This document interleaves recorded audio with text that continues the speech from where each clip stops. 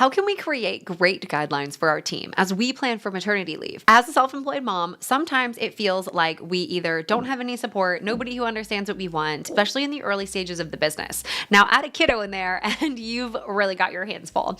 Over the last few years, what we've been doing is working together with moms to help have these conversations with their team. I'm going to break down a couple of strategies that I've used and that I've helped others use to ease that friction around creating a maternity leave inside of our business and really empowering our team to grow the business while we are away. I want to just quickly say, no one will love your business the way you love your business. Just like no one is going to love your kiddo like you love your kiddo.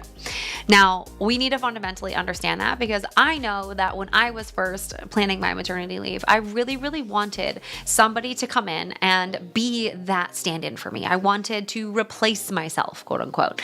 Now, you don't replace yourself. You can replace things that you do, but you can't replace you to your business ultimately, right? Unless you sell it or completely exit it and you find somebody who can lead the strategy, which ultimately, if that was your problem or that was your goal, you likely wouldn't be watching this video.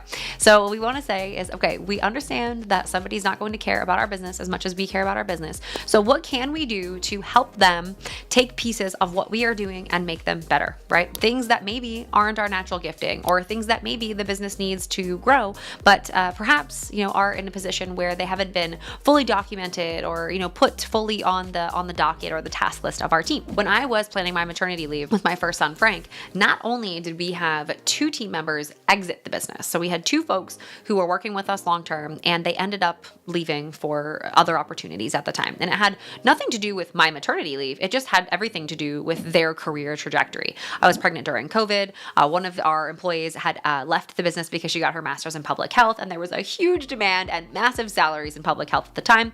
And I always knew that was her, her goal and her excitement. And I remember being so happy for her, despite the fact that I was due with our son just 6 months later.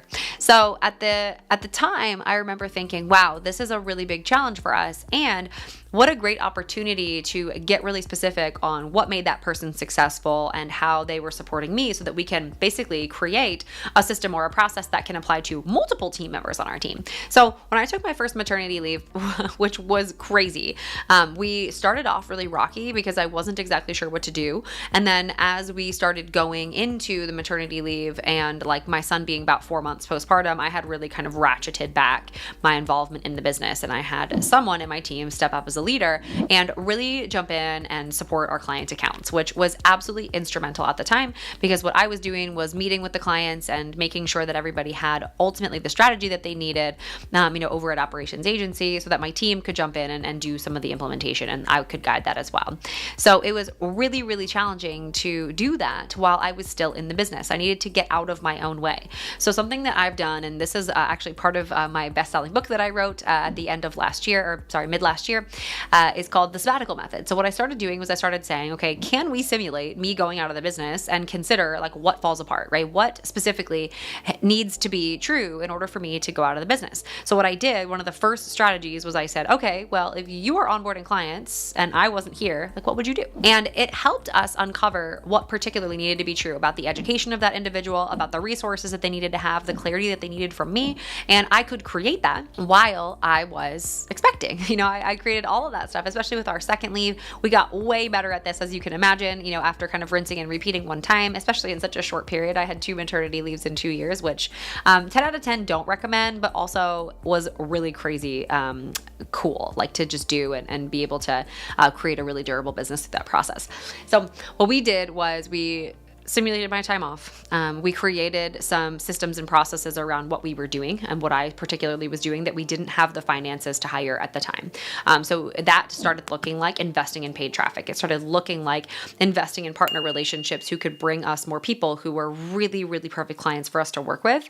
And that was largely my, role in the business. It still is for both the businesses that I run, is really connecting and creating content and really, filling our world with people that we can totally support and ultimately at the end of the day, once they're in, they need to be supported, right? They need to actually have, the outcomes and the things that we're promising. So on my team, when I got out of their way, they were able to start to perform those things on their own and then help me creatively tweak and change and improve on some of the processes that they had. So the second big strategy that we used, aside from me going out of the business, the really solid guideline that I had was I created some key performance indicators for my team. To this day is probably one of the best things that I ever did, because what we had after I was out with my son was some production guidelines and some standards on how we work. And it applied to everybody. I had some contractors that were working with me for a really long time that ultimately would have such inconsistent quality that it was really hard for me to chat with them about it, because I didn't even know myself what I had expected of them. So it helps you have really healthy conversations with your team and provide those guidelines, through which to, first of all, have healthy conversations, like I said. And second, to actually look at when you're in between feedings at 2 a.m, or, when you want to wake up early on a Saturday and look at your data and look at your numbers. How are we looking at key performance indicators and how are we measuring those? And if you're putting key performance indicators in front of your team, let's just say all, new projects need to be set up within 48 business hours, right? Then they can come back to you and say, hey, listen, that's a really unrealistic timeline because we don't even get things from clients until day number 8 of them working with us. And so then I, as the founder, can make the decision with that new feedback loop and say, okay, great. It's really important to me that this 48 business hour turnaround time is met. What needs to be true about what we're positioning to clients or about our onboarding process that, can meet that deadline? So I think it helps you collaborate with your team instead of just barking orders at them and helping them understand. The third big thing that I did with our team, and this is absolutely instrumental, and I've mentioned this before in other videos, is create a central knowledge base for them. And I told them exactly what I was expecting. So this is how to do things. Here's, where to find, templates and things like that to be able to implement inside of the work that they're doing for the clients or posting on social media or anything like that. I think it's really, really underrated to create an internal knowledge base, because a lot of times what we think is custom or really challenging to create, it actually isn't. A lot of businesses have social media strategies and paid ad strategies and sales cycles and CRMs and all the things that they're managing, and ultimately it's usually an 80-20 rule that I found in an operations agency working behind the scenes in businesses for the last 8 years. It's so similar. Everybody has really similar challenges. They're challenging to document, challenging to meet project standards, challenged to train new hires in time, and it all comes down to, what does the company do? How do we do it? When do we do it? And why do we do it? Right? So jumping in and creating that inside of a knowledge base can help your team start to self-select and answer some of those questions. I know oftentimes I talk with founders at operations agency that are just so in the weeds of their business, but it's mostly because they want to be needed. It feels good to be needed. It might not be conscious, but it is true about what they're doing and how they're acting, because they are jumping in and solving problems and not creating repeatable documentation that folks can reference after the fact. So do that. If you are in a position where you're about to go out on the business, the guideline that you need to give somebody is, do you understand this fully? Or do I need to create some documentation or a walkthrough video on how this looks so that you can refer back to it? I also had something really, really powerful when I went out with Jack, our second son, is I did a little exit interview with each of our teammates to say, hey, listen, do we feel comfortable? Do we feel confident?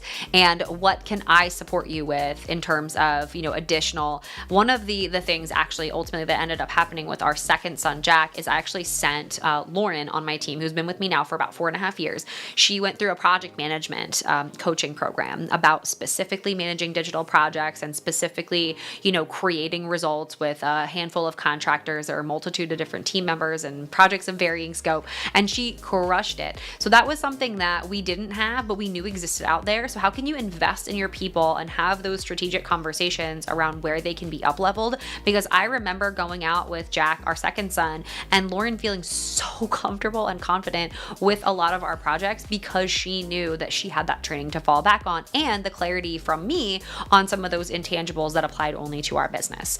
So make sure that you are creating those guidelines for your people, expectations, making sure that you're having those healthy conversations, putting key performance indicators in place and centralizing your company knowledge. I think it's going to be so valuable to you. And honestly, it's going to change the way your business runs, because when you come back, those things aren't going to go away. They're going to make your life way easier. And you're going to be in a position where now when you come back into a business with a newborn, your team knows what they're doing. They've done things without you before. They can take the reins on some of the delivery side of the business, hopefully. And then you can focus on growing. You can focus on streamlining. You can focus on integrating business and life so that it doesn't feel so cumbersome to go out of the business when, inevitably our kiddo is experiencing things, as they grow, and things that you want to be present for. I hope that this was helpful and helps you navigate some of these conversations with your team and prepare some guidelines around your self-employed maternity leave.